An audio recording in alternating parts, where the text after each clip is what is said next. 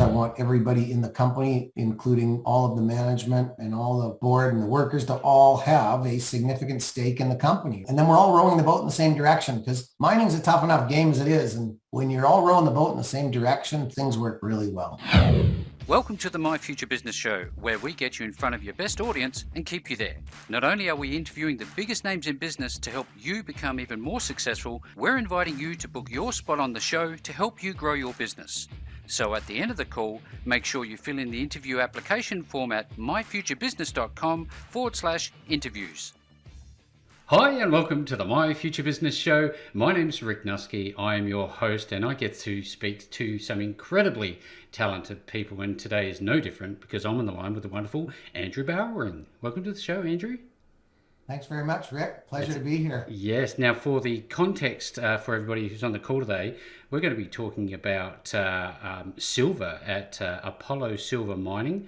Now, just so you are aware, everybody who's on the call with us today, Andrew is an independent chair of the board at Apollo Silver. And we're going to be talking about what makes silver so attractive, and importantly, how you can get involved with Apollo Silver as an investor. But before we do any of that, Andrew, I'd love to spend a couple of moments, which we do, I guess, customarily, learning a little bit about you. Now, where is home for you? I'm in Vancouver, British Columbia, Canada. Fantastic. And where does, Apollo Silver operate? Apollo Silver operates, well, our head office is here in Vancouver, but we have assets in California and assets in Arizona. Yeah, fantastic. We can touch on that in some depth in a moment. But prior to doing that, I wonder, in your downtime, if you get much of that, Andrew, what do you like doing with yourself?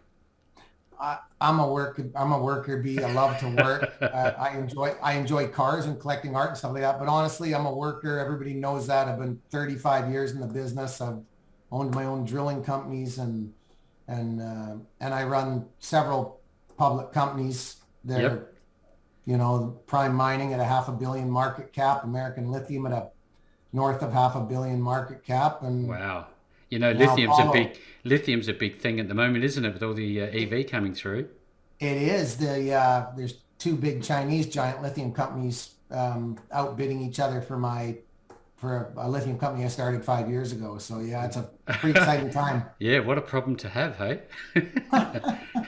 Now, in terms of when we're growing up, I love to just learn a little bit about what you can recall that you have fond memories of when you were growing up, and where was that? Where did you grow up? I grew up in the Okanagan. That's a couple hundred kilometers east of where I live in Vancouver now, and my memories were gold panning and some of the smaller streams up in the Okanagan, and coin collecting. So is that where you got your taste for the resources sector, do you think? I think so. For sure. Absolutely. Yeah. Now, we all have, that entrepreneurial streak through us, and the people that are listening to this show today, Andrew, are entrepreneurs, and they always love to listen into, the very earliest stories about our entrepreneurial pursuits. Can you remember the first entrepreneurial pursuit that you ever had? Good or bad? I do. When I was 10 years old, we moved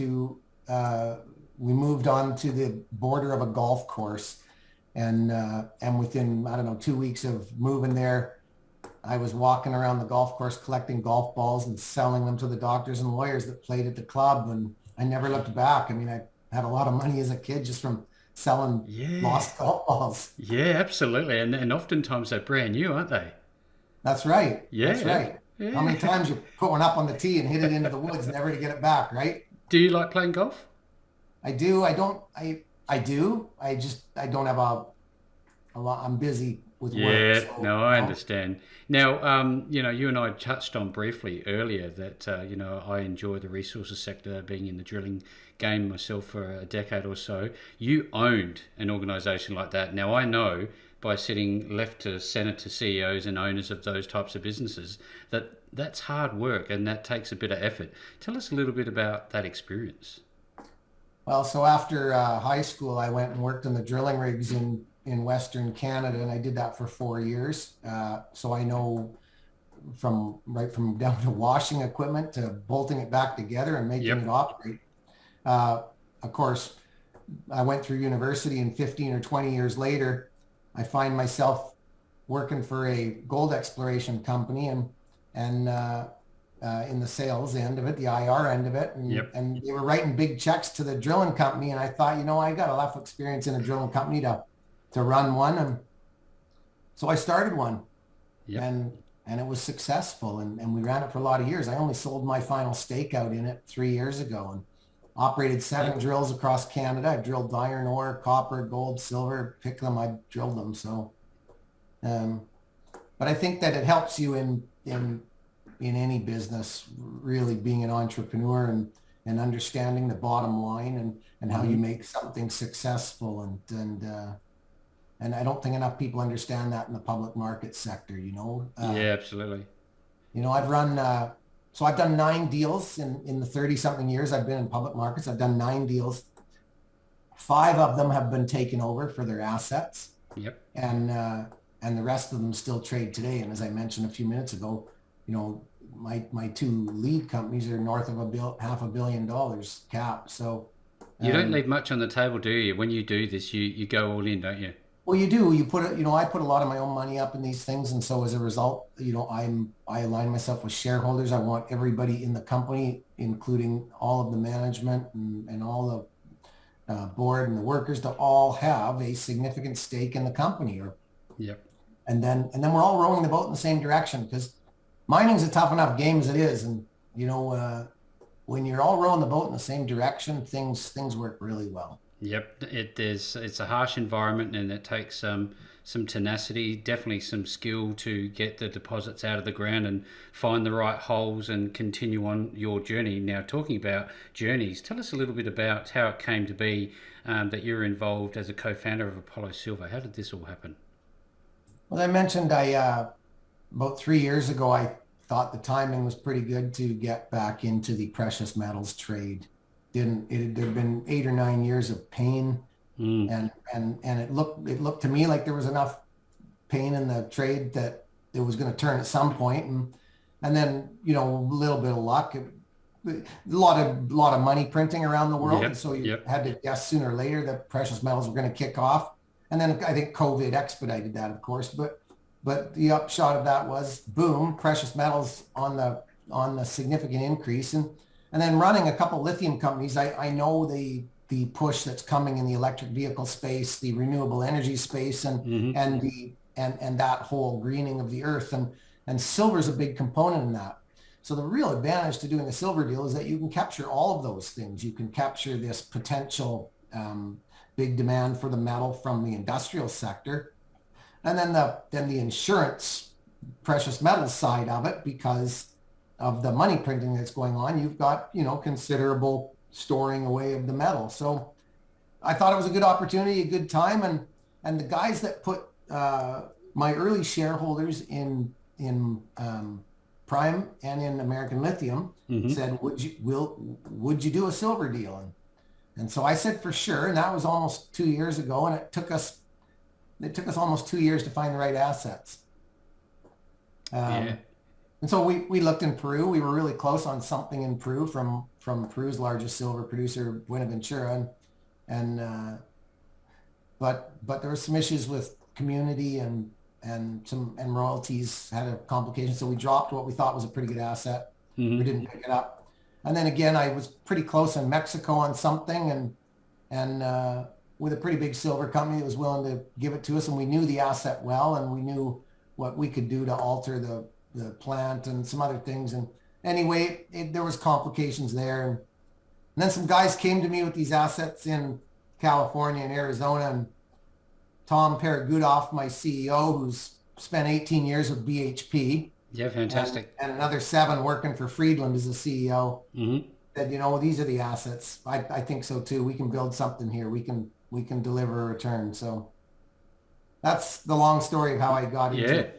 Now, you focus on, your shareholders and looking after them, and obviously there's governance, there's structure, there's operational obligations, all the rest of the stuff that anybody can see by visiting your website. You've got some pretty significant players on board. So there must be, a wealth of silver deposits in these projects. Could you tell us a little bit about how all this part of it came about? Sure. So the two primary assets we picked up are called Waterloo and Langtree, and they're two deposits that are side by side, Mm-hmm. but they have not been worked in many, many years. They were held by Superior Oil and Asarco owned the two assets in the early days. And then Waterloo was bought by Pan American and Langtree was bought by Athena Silver. And they held them for years. Pan American bought the Waterloo in the 90s, and Pan American has a resource on it of 102 million ounces silver at roughly 3 ounces a ton. In addition, it's got 13% barite, and barite is a strategic mineral in the U.S. It's on that strategic mineral list. 95% of it's imported in the U.S. and it's got significance. Barite is used as a weighting component in drilling fluids in the oil patch. Mm-hmm. And so it's got a great silver credit and a great barite credit. And it was an asset that was just sitting there because when it was picked up by Pan American, they at the time they were only interested in putting ounces on their balance sheet, not in production. And so they built up through the 90s a big inventory of silver projects. It wasn't until later on in that buildup that they decided to go into production themselves. And they went for the low-hanging fruit of South America. And while I get that, decision back then, I think that now we've got bigger problems there. And I've worked in South America quite a bit. Yeah. And it's not as stable, and like Peru used to be looked at as one of the greatest places maybe second best in the mining industry for stability of mining, and they've had 6 presidents in the last year. So Yeah, wow. Anyway, we picked up that asset. It's an unbelievable asset. It's and the Langtree is right beside it, and the big deal there is that when one company owns an asset and right next door another company owns another asset, you never get the returns of scale that you get when one company can own them both. 1 and 1 truly is 5 in this case. Mm-hmm. And if you look through our deck, you'll see the reasons why there's opportunities to expand in the middle. There's opportunities to mine them as one. There's a lot of opportunities. And so we saw a lot of low-hanging fruit, or lots of juice left in the orange, I guess, if you will. And we were able to purchase the assets at a price that was, we think, fair enough. We bought them at about 40 cents an ounce. And when you think that our comparables are trading at about $1.30 an ounce, we bought them at a pretty good price. So Yeah, thank you for sharing. Obviously this takes a lot of investment, lots of capital. How do you go about raising, the money that you need to open up these size projects? Well, my group's raised $180 million in the last 4 months, I would say. I would suggest to your readers or viewers have a look at some of the projects under our wing and look at some of who the shareholders are.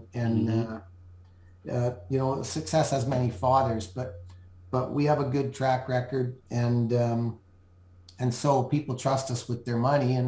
And I would also suggest that I think every deal that I've done since the beginning of time has given early investors a 5 to 10 times their money coming out of the gate. And so Very attractive. Yeah, and so we were able to raise $53 million for Apollo Silver in July of this year. We were able to use 30 million of that to buy out the asset from Pan American, and we sit with a really healthy treasury, and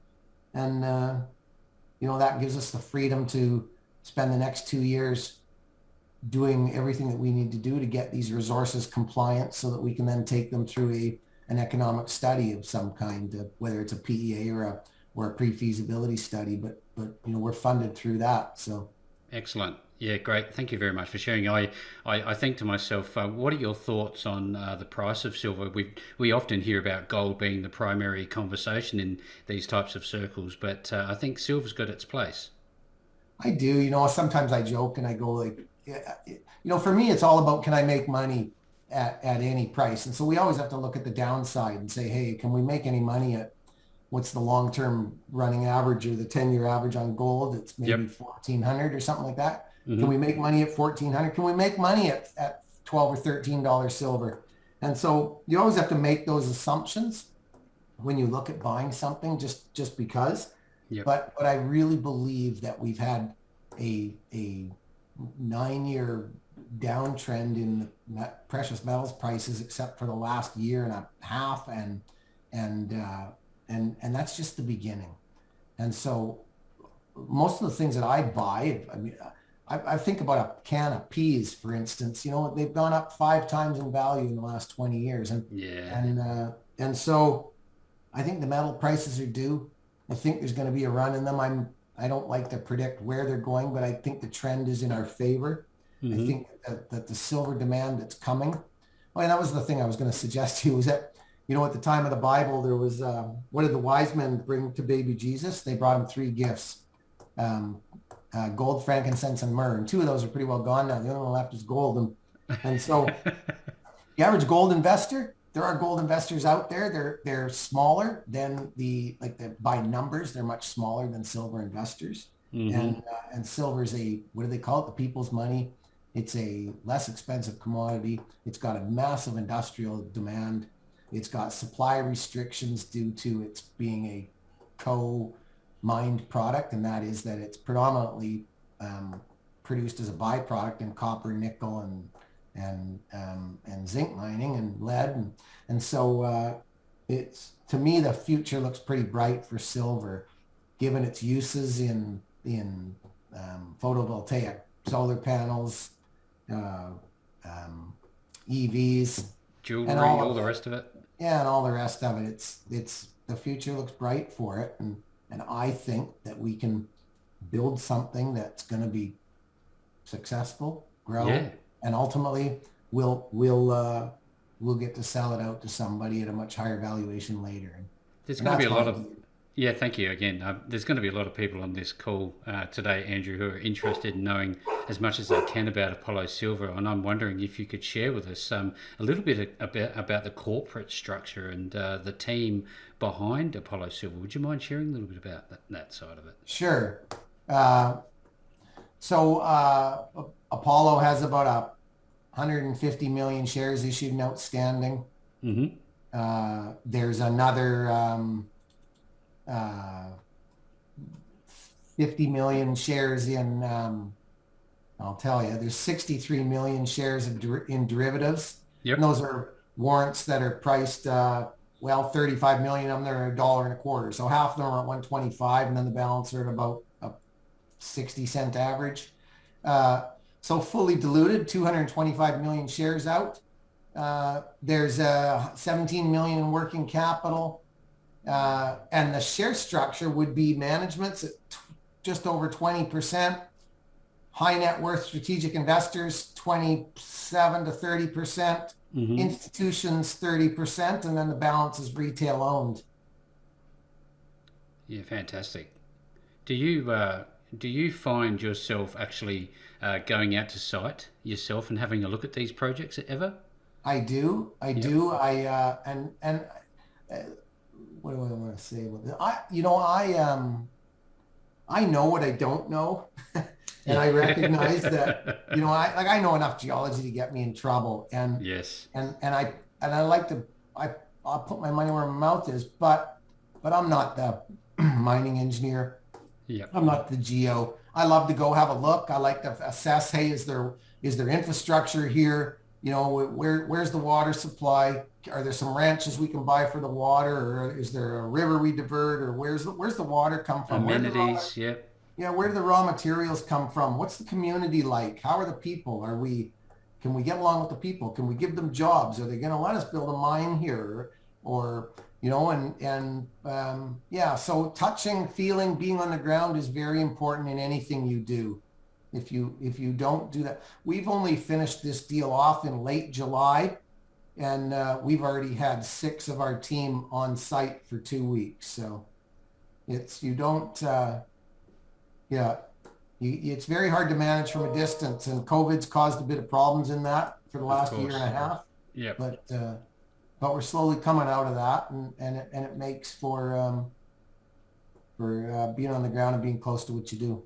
I know that there'll be a lot of people on here that don't really understand, but they certainly have the pockets to invest. But they would like to know, what type of technology goes into extraction of this type of deposit. Is it state of the art? What do you use to actually follow this process through? Well, we have not determined that yet. Right. So we just have not decided yet, and that's the course comes from a lot of metallurgical testing and from some process determination to, at the end of the day, determine whether you're going to run a flotation circuit and produce a concentrate that you would sell off, or if we're going to actually run a carbon and leach or a carbon and pulp milling operation, and that's yet to be determined. Our first step is so what we bought, the resources are historic to us because there's been no independent verification of them in the last 7 years. And in your world, or in Australia, resources are generally determined to be JORC compliant, and then from there you can talk about them, do your economic studies. In our world, it's called NI 43101 compliance. And since we bought these assets from Pan American and from private holders to do with the Lang tree, we don't have what's called a 43101 compliant resource yet. Yes, there is historically 160 or 170 million ounces of silver there, but that's our job now to make that compliant. So over the next 3 to 4 months, we do some validation of the data. We look at the old chip trays where all the chips from the RC drilling is. We reassay some of the core from the core drilling that was done. Yep. If we have to, we put a couple holes in to confirm that the numbers that we get are the same as the previous numbers. I don't think that we're going to have to do that, and we're going to make some public statements about that fairly soon. Yep. But the reality is that we have to make these resources compliant by doing data verification and validation. And when that's done, then we will start to do some metallurgical testing. The metallurgy on these deposits is old. It's at least 40 years old. And the met work runs from 55% recoveries up to about 85% recoveries. And I think, and we think, that metallurgy's changed over the years, not the metallurgy of these deposits, but that recovery methods have changed over the years. And so we're looking forward to doing some new testing and seeing what the economic upshot of all that is. Yeah, that's great feedback. I wonder, Andrew, do you have a team of geos, or do you have somebody who's locally au fait with the area and they understand the lay of the land, and are they involved in your project? We do. So we have several. We hired Kathy Fitzgerald. She's a VP geology. She spent 20 years in resource exploration development. She previously came from Ivanhoe Electric. That's one of Robert Friedland's big companies. Robert Friedland's the self-made billionaire that's built some pretty big mines worldwide. Alan O'Connor, general manager, 30 years technical and operational experience, came from De Beers, Canada. Tom Peregudoff, 30 years experience, geologist. Ignacio Rosado, list goes on. I can give you a list of people I can imagine that are involved. And, well, that's having the inside rail on knowing the topography of the lands would be secret sauce almost. Well, it is, and so it's pretty helpful.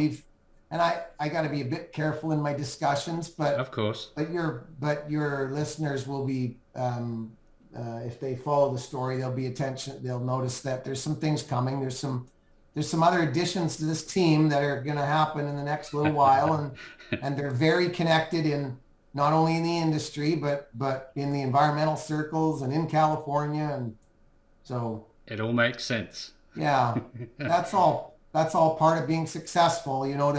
What I've found to be successful is you need a great asset, a great management team, and a great set of shareholders and investors. And if you can put those three things together, you can build something successful. Yeah, you've got something And very, very positive and bright with a bright future at Apollo Silver. That's for sure yeah. and certain. Now, I always think about project boundaries, and I know that the land doesn't stop at your boundary; it continues on. Therefore, the seams must continue on in sometimes, occasionally, hopefully. Is there any view to acquisitions of neighbouring properties? What's So happening there? there's, yeah, so there is the lands that we own and have purchased here are fee simple. We own them outright. They've already been designated as mining jurisdiction. Yep. So, but the ground that surrounds them belongs to the BLM. That's the Bureau of Land Management. And it's a little more complicated to get approvals to explore on that and then ultimately to mine on that. Mm-hmm. Now, that's it's very possible. There's a section, and if you go and look at the maps of our properties and you look between the two, you'll see that it looks like, hey, there's an area here that these guys probably should own. And it Yep. makes complete sense. So our plan is to go see the BLM and do a land swap with them. So we'll go buy some other land somewhere else and give them that in exchange for this land that adjoins our two pieces. And so that's one way to get upside. And then we have staked some additional ground in certain areas of it. I don't want to get into exactly where and what yet That's fine. because we're waiting for approval of our staking Mm-hmm. and so we'd rather Yep. we really knew Skirt exactly that what one. land to, yeah. Yep. No, I understand. I really do But appreciate this conversation. Thank you. and then I'll tell you the other thing too is that so we have another project in the company. It's called the Arizona Silver District, and it's got some really good opportunities for big grassroots discovery, and we look forward to going to work there. But what I want to suggest is that uh, I learned early in life to always have a plan B, and and um, and so rarely will you see a single asset company with me.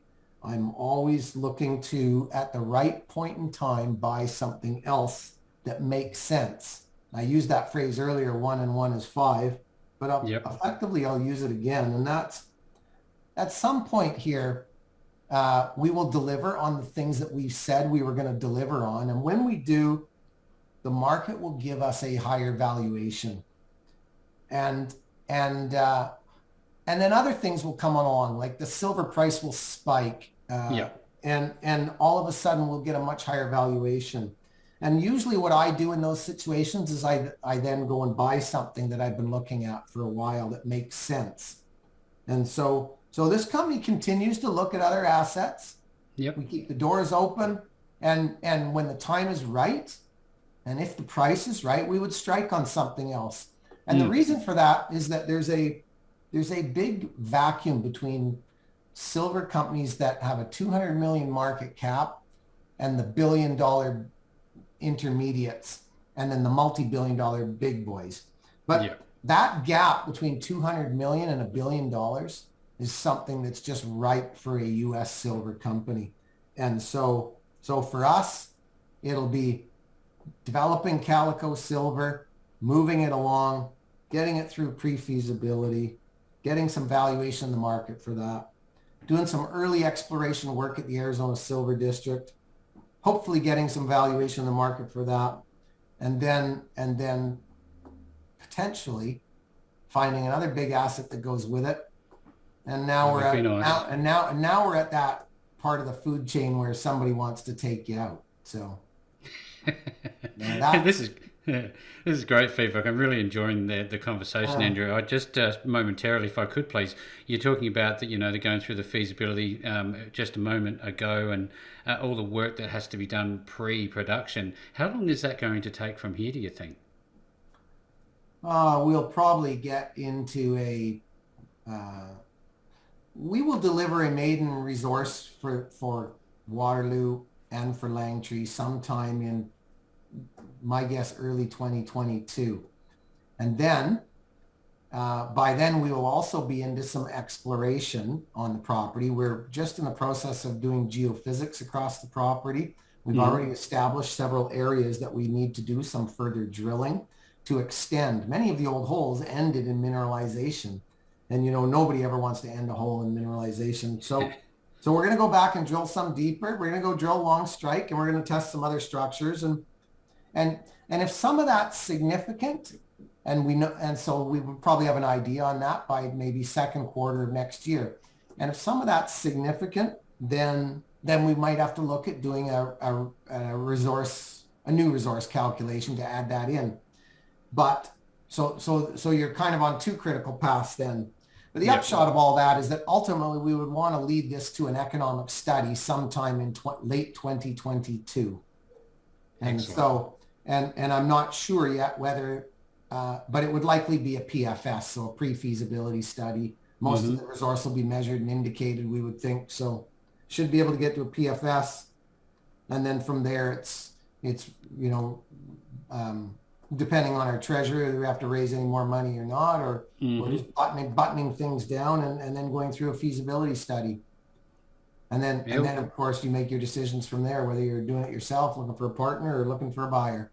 It's par for the course, isn't it? You've done this numerous times now. It's something that's you're fairly familiar with, I suspect. Now, when people get to the point that they go, look, I need to know more about this, I want to get involved as an investor, what is the process for them, and where are they going to find out more information? There'll be a lot of exposure on us. There generally is. We've got a pretty big following. Our American Lithium, the sister company, has 45,000 US shareholders. So oh wow, yeah, just a few. Yeah. So and we've got some of the bigger investors on the globe in our company. So yes, I've seen some of the list. That's for sure. Yeah, and I don't want to name drop. But, no, of course there's not. a good following. There's a good following. It's worth checking us out, and it starts, I guess, with a visit to our website. So. Of course. Look, all of that being said, Andrew, this has just been a wonderful brief insight into your world, and I really do appreciate it, as do the My Future Business audience. Now, for everybody who's on the call today, if you're looking for more information, I'll be making sure that the links back to Andrew and Apollo Silver are available. No matter where you see this call, you will see those links back to Apollo Silver, and the website for that is apollosilver.com. So, in closing, Andrew, I've really enjoyed the call today. Thank you very much for joining me. My pleasure, Rick. Really appreciate it. Thanks for having me. I love chatting about what I do. Thanks for joining us today. If you enjoyed the call, then make sure to subscribe, leave a comment, share us with your friends, and book your spot on the show at myfuturebusiness.com/interviews. And if you're looking for solutions that will help grow your business, then visit myfuturebusiness.com/shop.